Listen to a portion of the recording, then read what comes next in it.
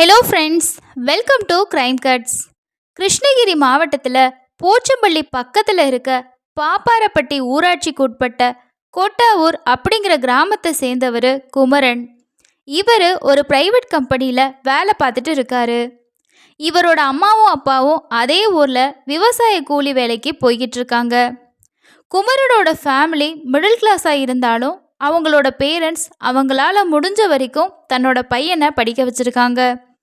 குமரனும் படிப்பு முடிச்சுட்டு வேலைக்கு போனதுக்கு அப்புறமா ஒரு கல்யாணத்தை பண்ணி வச்சிட்டோன்னா நம்மளோட கடமை முடிஞ்சிரும் அப்படின்னு நினச்ச குமரனோட அம்மாவும் அப்பாவும் அவங்களுக்கு தெரிஞ்சவங்க சொந்தக்காரங்க மூலமாக குமரனுக்கு வரன் தேட ஆரம்பிச்சிருக்காங்க. நிறைய வரன் வந்தாலுமே அதில் ஏதாவது ஒரு சில விஷயங்கள்னால ஜாதகம் கூடி வரவே இல்லை. கடைசியாக தருமபுரி மாவட்டம் ஏரப்பட்டி கிராமத்தை சேர்ந்த சந்தியாவோட ஜாதக பொருத்தம் திருப்தியாக இருக்குது. இதனால கல்யாணத்துக்கான பேச்சுவார்த்தையை ரெண்டு சைட்லேயுமே தொடங்கியிருக்காங்க. ரெண்டு வீட்டு சைட்லேயும் பிடிச்சு போனதுனால குமரன் சந்தியாவோட கல்யாணம் 2021 வருஷம் அவங்களோட அப்பா அம்மாவோட ஏற்பாட்டுப்படி சிறப்பாகவே நடந்து முடியுது. சந்தியாவும் படிச்சிருக்காங்க, ஆனால் வேலைக்கு போகலை. கல்யாணத்துக்கு அப்புறமா கணவர் ஊரான கொட்டாவூர் கிராமத்துக்கே வந்துட்டாங்க. எல்லார மாதிரியும் குமரன் சந்தியா ரொம்பவே சந்தோஷமாக அவங்களோட வாழ்க்கையை தொடங்குறாங்க. மாமியார் மருமக பிரச்சனை வேண்டான்னு நினச்ச குமரனோட பேரண்ட்ஸ் தனி வீடு பார்த்து ரெண்டு பேரையும் குடித்தனம் வச்சுருக்காங்க. எந்த பிரச்சனையுமே இல்லாமல் சந்தியாவோட லைஃப் ரொம்பவே நல்லா போகுது. இந்த தம்பதிக்கு கல்யாணமாகி ஒரு வருஷத்தில் பெண் குழந்தை பிறந்திருக்கு. குழந்தை பிறந்ததுக்கு அப்புறமா சந்தியா கொஞ்ச நாள் அவங்க அம்மா வீட்டில் இருந்துட்டு திரும்பவும் தன்னோட கணவர் வீட்டுக்கு வந்திருக்காங்க. சந்தியாவுக்கு கூட பிறந்த ஒரு தங்கச்சி இருக்காங்க. இந்த பொண்ணோட பேர் கௌசல்யா. இவங்க காலேஜில் படிச்சுக்கிட்டு இருந்திருக்காங்க. சந்தியா வாடகை வீட்டில் குழந்தைய வச்சுக்கிட்டு தனியாக இருக்கனால அவங்களுக்கு உதவியாக இருக்கும்னு சொல்லி காலேஜ் லீவு நாளில் கௌசல்யா அக்கா வீட்டுக்கு வந்துட்டு போகிறத வழக்கமாக வச்சுருந்துருக்காங்க. சந்தியாவும் தன்னோட தங்கச்சி தானே அப்படின்னு பெருசாக எதையுமே கண்டுக்காமல் இருந்தது அவங்களோட வாழ்க்கையில் பெரிய பிரச்சனையை உண்டு பண்ண போகுதுன்னு அப்போ அவங்களுக்கு தெரியல. அப்பப்போ லீவில் மட்டும் வீட்டுக்கு வந்துட்டு போன கௌசல்யா காலேஜ் லீவில் அக்கா வீட்லேயே தங்கவும் ஆரம்பிச்சிருக்காங்க. இப்போ தான் குமரனுக்கு ஒரு தவறான எண்ணம் கௌசல்யா மேலே வருது. கல்யாணம் பண்ண புதுசில் மனைவி கூட சந்தோஷமாக வாழ்ந்த குமரன் குழந்தை பிறந்ததுக்கு அப்புறமா கௌசல்யா மேலே ஒரு தவறான எண்ணம் வருது. மனைவியோட தங்கச்சி நம்ம தப்பான எண்ணத்தோட பழகக்கூடாதுன்னு நினைக்காம கொஞ்சம் கொஞ்சமாக தன்னோட ஆசையை கௌசல்யா கிட்ட வெளிப்படுத்தவும் குமரன் ஆரம்பிச்சிருக்காரு. சந்தியாவும் தங்கச்சிக்கிட்ட கணவர் தப்பாக என்ன பேசிட போகிறாரு, அப்பாவுக்கு அடுத்து நம்ம குடும்பத்தில் எந்த ஒரு நல்லது கெட்டதுனாலும் இவர் தானே முன்னாடி நின்று நடத்தி வைக்கணும் அப்படின்னு பெருந்தன்மையாக நினச்சிக்கிட்டு அவங்களோட வேலையை பார்க்க ஆரம்பிச்சிருக்காங்க. இதை குமரன் தனக்கு சாதகமாக பயன்படுத்திக்கிட்டு கௌசல்யாவுக்கு வாட்ஸ்அப்பில் மெசேஜ் பண்ணுறது, சும்மா சும்மா கால் பண்ணி பேசுகிறதுன்னு இருந்திருக்காரு. குமரன் பேசுகிறது பழகிறத வச்சு கௌசல்யாவுக்கு கொஞ்ச நாள்லையே அக்காவோட கணவருக்கு தான் மேலே ஒரு விருப்பம் இருக்குன்னு புரிஞ்சிக்கவும் ஸ்டார்ட் பண்ணுறாங்க. இந்த இடத்துல குமரனுக்கு தப்பான எண்ணம் இருக்குன்னு தெரிஞ்சுக்கிட்ட கௌசல்யா தன்னோட அக்காவோட வாழ்க்கையை நினச்சி ஒதுங்கி இருக்கலாம். ஆனால் அவங்க அதை பண்ணாமல் இவங்களும் குமரோட ஆசைக்கு ஓகேன்னு சொல்லியிருக்காங்க. இதை கேட்டதுமே குமரனுக்கு மனைவிக்கு துரோகம் பண்ணுறமேனு கொஞ்சம் கூட ஒரு குற்ற உணர்ச்சி வரவே இல்லை. வைஃபுக்கு தெரியாமல் குமரனும் அக்காவுக்கு தெரியாமல் கௌசல்யாவும் ஃபோன்லேயே இவங்களோட கள்ளக்காதலை வளர்க்கவும் ஆரம்பிச்சிருக்காங்க. வீடியோ கால், வாட்ஸ்அப் சேட்னு இருந்த இவங்களோட தவறான தொடர்பு கொஞ்ச நாள்லேயே அடுத்த கட்டத்துக்கு போக ஆரம்பிச்சிருக்கு. காலேஜுக்கு போகிறதா கௌசல்யா அவங்களோட வீட்டில் சொல்லிட்டு மாமா குமரனோட ஊர் சுற்ற ஆரம்பிச்சிருக்காங்க.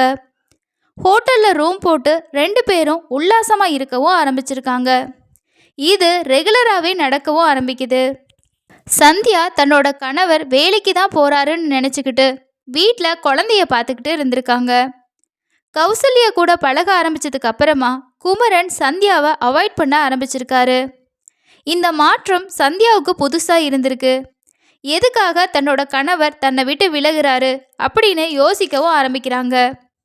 அதே நேரம் கௌசல்யா வீட்டுக்கு வந்தா குமரன் ரொம்ப சந்தோஷமாக இருக்கதையும் தங்கச்சி கூட நெருக்கமாக இருக்கதையும் பார்த்து சந்தேகப்படவும் ஆரம்பிச்சிருக்காங்க. சந்தியா தன்னோட கணவர்கிட்ட நிறைய சேஞ்சஸை நோட் பண்ணியிருக்காங்க. குமரனுக்கு தெரியாம அவரை கண்காணிக்கவும் ஆரம்பிக்கிறாங்க. குமரன் அடிக்கடி ஃபோனில் யார் கூடவோ ரகசியமாக பேசிக்கிட்டு இருக்கதை நோட் பண்ண சந்தியா அது யாரா இருக்கும்னு கண்டுபிடிக்கிறதுக்காக ஒரு நாள் குமரனுக்கு தெரியாம அவரோட ஃபோனை எடுத்து பார்க்குறப்ப தான் இவ்வளோ நாள் யாரை நம்பி நம்ம வீட்டுக்குள்ளே விட்டோமோ அந்த நபர் தனக்கு செஞ்ச துரோகம் சந்தியாவுக்கு தெரிய வருது. இதை பார்த்ததுமே சந்தியாவால் தாங்கிக்கவே முடியலை. ஏன்னா கூட பிறந்த தங்கச்சியே அக்காவோட வாழ்க்கையை பங்கு போட்டால் யாருக்கு தான் தாங்கிக்க முடியும்? அதே மாதிரி தான் சந்தியாவுக்கும் இருந்திருக்கு. கணவரும் தங்கச்சியும் தனக்கு இவ்வளோ பெரிய துரோகத்தை செஞ்சதை நினச்சி சந்தியா ரொம்பவே உடஞ்சி போயிருக்காங்க. இதை பற்றி குமரன்கிட்டேயோ கௌசல்யா கிட்டேயோ கேட்காம சந்தியா சைலண்டாகவே இருந்திருக்காங்க. சந்தியாவுக்கு இந்த விஷயம் தெரிஞ்சது குமரனுக்கு தெரியாதனால கௌசல்யா கூட அவர் ரொம்பவே ஜாலியாக பேசி பழகிட்டு இருந்திருக்காரு. சரியா 2024 பிப்ரவரி 14 அன்னைக்கு எப்போ போல சந்தியா சமையல் வேலையை பார்த்துட்டு இருந்திருக்காங்க. ஏற்கனவே தனக்கு நடந்த கொடுமையை நினச்சி வேதனையில் இருந்த சந்தியாவுக்கு அன்னைக்கு நடந்த சம்பவம் இன்னும் அதிர்ச்சியை கொடுத்துருக்கு.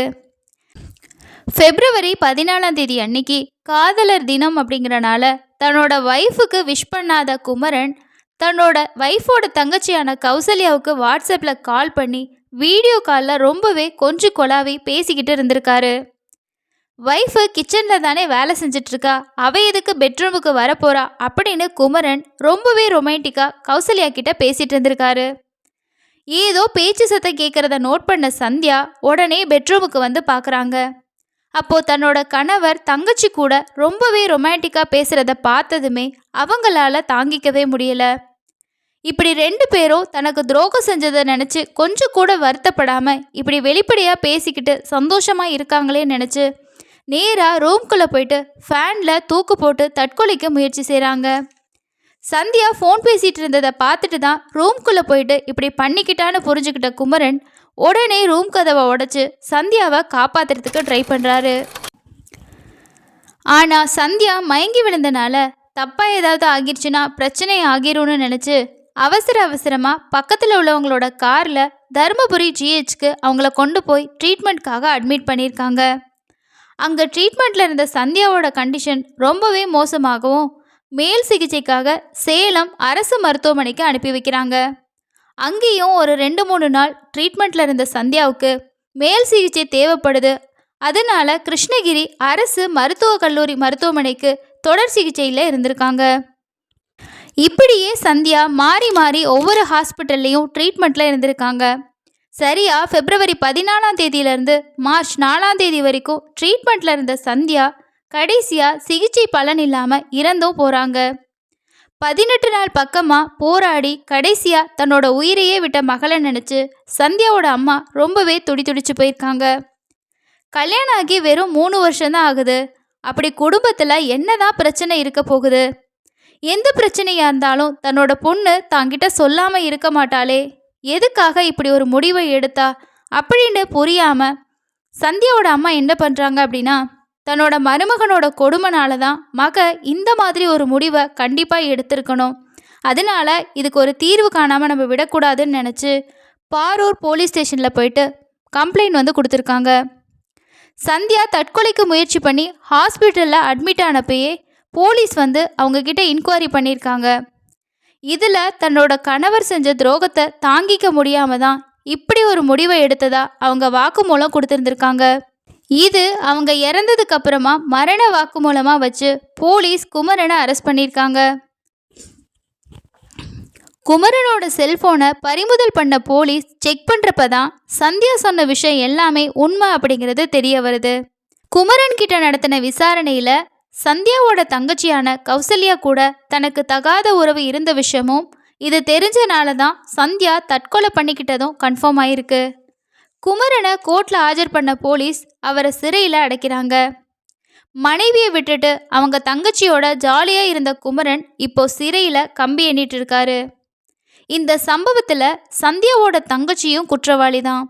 ஏன்னா அவங்க மரணத்துக்கு கௌசல்யாவும் காரணம்தான். அதனால அந்த பொண்ணுக்கும் கண்டிப்பாக தண்டனை கிடைச்சிருக்கணும். கணவர் தனக்கு துரோகம் செஞ்சது சட்டப்படி என்ன செய்யணுமோ அதை சந்தியா முயற்சி செஞ்சிருக்கலாம். ஏன்னா அவங்கள நம்பி 1.5 வயசுல ஒரு பெண் குழந்தை இருக்கு. எந்த தவறுக்குமே தற்கொலை அப்படிங்கிறது தீர்வா அமையாது.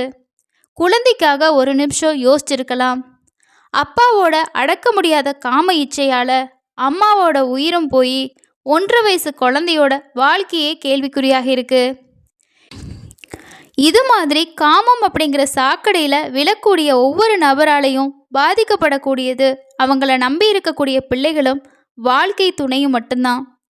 இந்த காலத்தில் கூட பிறந்த உறவுகளை கூட வீட்டுக்குள்ளே விட யோசிக்கணுமோன்னு நினைக்க வைக்குது இது மாதிரியான சம்பவங்கள். இந்த குற்ற சம்பவம் பற்றி நீங்கள் என்ன நினைக்கிறீங்க அப்படின்னு சொல்லிட்டு உங்களோட கருத்துக்களை கமெண்ட்ஸில் ஷேர் பண்ணுங்கள். இது போன்ற குற்ற சம்பவங்களை விரிவாக தெரிஞ்சுக்கிறதுக்கு நம்ம சேனலை சப்ஸ்கிரைப் பண்ணிக்கோங்க. அடுத்த இன்னொரு கிரைமில் சந்திக்கலாம். நன்றி.